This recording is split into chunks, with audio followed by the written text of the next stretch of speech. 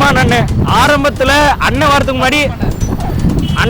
முன்னாடி சீமான் அண்ணனுக்கு தான் முதல்ல நாங்கள் எல்லா பசங்களுமே சரி அண்ணனுக்கு தான் போட்டுட்டு இருந்தோம். ஒரு கட்டத்துக்கு மேலே தளபதி வரணும்னு ஆசைப்பட்டார். இப்போ வந்த உடனே தளபதி வரக்கூடாது, அவரை பற்றி தப்பாக பேசுறது, இப்போ எங்களை மாதிரி பசங்களை வேணும் அணிலுங்கிறது, அந்த மாதிரி டாக்ஸ் எல்லாம் போயிட்டு இருக்குது.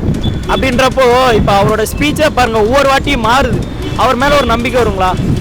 அப்படின்றப்போ நம்ம ஏன் அவருக்கு நம்ம சப்போர்ட் பண்ணோம்? அதுக்கு மேலே எங்கள் தலைவரே சொல்லிட்டாரு, செத்த பணத்தை கூட நாங்கள் கிள்ளி கூட பார்க்க மாட்டோம், நாங்கள் பேச மாட்டோங்கிற மாதிரி சொல்லிட்டாரு. போது விஜய் அவர்கள் வரணும் தான் நீங்கள் சொல்லுவீங்க. எதனால் விஜய் அவர்கள் வரணும்? அதாவது நம்மளோட தமிழ்நாட்டை பொறுத்த வரைக்கும் டிஎம்கே ஏடிஎம்கே நமக்கு அதிகபட்சமாக தெரிஞ்சது அவங்க 2 பேர் தான். அவங்க 2 பேரோட ஆட்சியுமே எல்லாருக்குமே தெரியும், எப்படி நடந்துச்சு, எவ்வளோ அமௌண்ட் வந்துச்சு, எவ்வளோ உள்ள போணுச்சுன்னு எல்லாருக்குமே தெரியும், எவ்வளோ கொள்ளையடிச்சாங்க, என்னென்ன பண்ணாங்கன்ட்டு எல்லாருக்கும் மக்களுக்குமே தெரியும். புதுசாக ஒரு மாற்றம் வரட்டுமே. இப்போ ஒரு மனுஷன் வராரு, 300 கோடியை விட்டுட்டு இப்போ வராரு நமக்கோசரம். அவருக்காக நம்ம ஒரு வாட்டி நம்ம ஓட்டு தானே.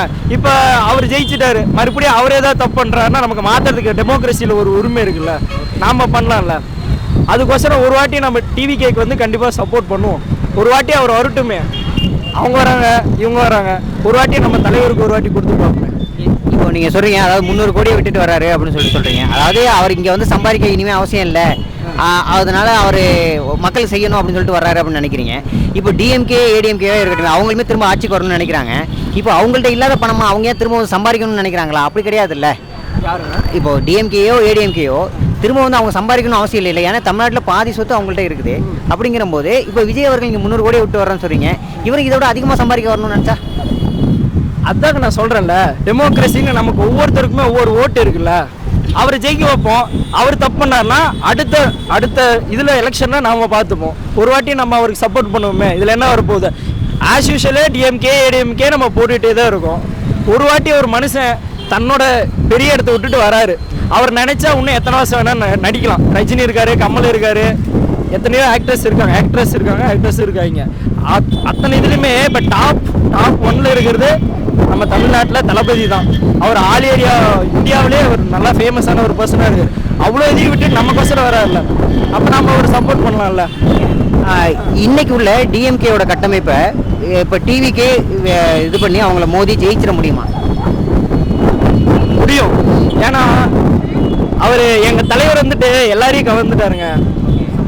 இளைஞர்கள் மட்டும் இல்லை, எல்லா ஆஸ் யூஷுவல் ஒரு பெரியவங்க முதல்ல கொண்டு எல்லாருமே இப்போ நேசிக்க ஆரம்பிச்சிட்டாங்க. என் பையன் வரட்டும், விஜய் வரட்டும், தலைவர் வரட்டும் அப்படின்ட்டு எல்லாருமே ஆசைப்பட ஆரம்பிச்சிட்டாங்க. ஒரு வாட்டி கொடுத்து பார்ப்போமே.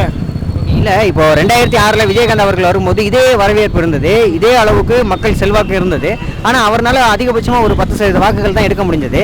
இப்போ எல்லாரும் என்ன சொல்கிறாங்க அப்படின்னா, அதாவது விஜய் வருவார், ஒரு குறிப்பிட்ட சதவீத வாக்குகள் இருப்பார், ஆட்சிக்கு பிடிக்கிற அளவுக்குலாம் அவர்கிட்ட அந்த படைப்பலம் கிடையாது, அவரால் ஆட்சியெல்லாம் பிடிக்க முடியாது அப்படிங்கிற மாதிரி பேசுகிறாங்களே. எல்லாம் சொல்றது சொல்லிட்டு தான் இருப்பாங்க. ஏன்னா இப்படி ஒரு கான்வர்சேஷனை ஸ்டார்ட் பண்ணி விட்டாதான் இந்த விஜய் கொண்டு வர முடியாது, ஜெயிக்க வைக்க முடியாதுன்ட்டு ஒரு பார்ட்டிஸ் ட்ரை பண்ணுறாங்க.